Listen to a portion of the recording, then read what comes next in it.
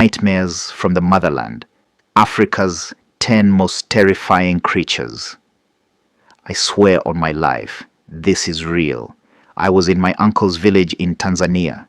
It was my first time in Africa, and everything felt different. The air was heavier, the nights were darker, and the silence was loud.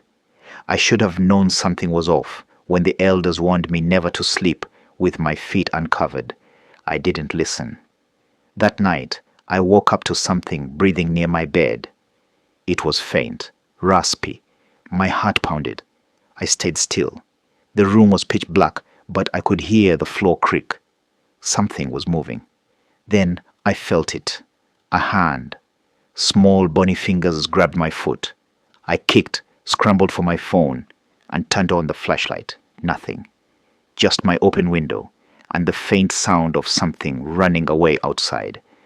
The next morning, my uncle saw my face and knew. Tokoloshe, he muttered, a goblin-like demon, invisible unless it wants to be seen. You're lucky it didn't climb onto your chest.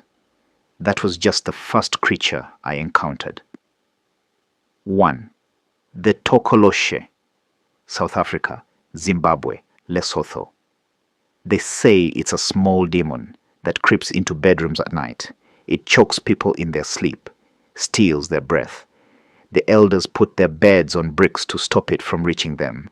I didn't believe it until I felt it myself. A few days later, we traveled to a fishing village near Lake Victoria. One of the locals told me, "Don't swat fireflies at night. Some of them aren't real." I thought it was a joke. Then that night, I saw it, a single firefly floating near my face. It hovered, then dived straight at me. I slapped it away. A second later, I felt a sharp sting on my arm. By morning, my skin was cold, my body weak. I could barely stand. "You touched it," my uncle said. "The odds." 2. The odds.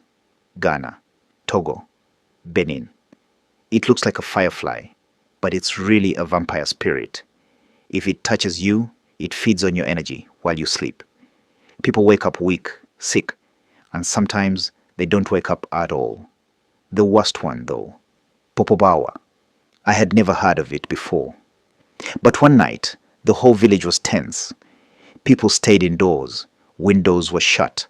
My uncle told me, "If you hear it, don't speak." I laughed. What was I supposed to hear? Then, around midnight, the wind shifted. The air felt heavy. And then, a whisper right outside my window. I don't know what it said. I don't think it was in English. But I felt it. A presence, like something was watching me. I stayed frozen. My mouth went dry. Then I heard the breathing, right next to my ear. I never moved so fast in my life. I grabbed my bags and told my uncle I was leaving the next day. He didn't argue. He just nodded. 3rd Popobawa, Tanzania, Zanzibar. A half-human, half-bat demon with one glowing eye.